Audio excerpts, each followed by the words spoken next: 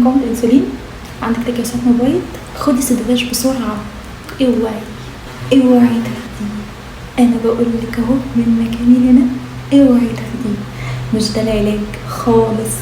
اي حد يقولك خدي سيدوفاش، خدي جلوكوفاش، خدي ميتفورمين عشان تخسي، عشان تعالجي مقاومة انسولين، عشان اوعي تروحي للمكان ده تاني خالص.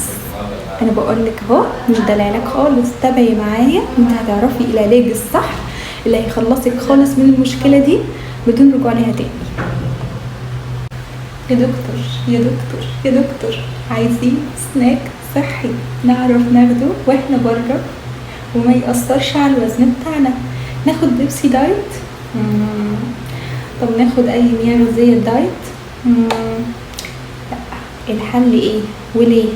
الحل اننا نشرب مية، ناخد اي سناكس تكون محسوبة تبع السعرات بتاعتنا. ليه البيبسي الدايت لا؟ عشان فيه اسبرتام بيأثر على الميكروبيوم، بيأثر على البرين فانكشن، فبيؤدي لألزهايمر. خلي بالكم يا جماعة، مش اي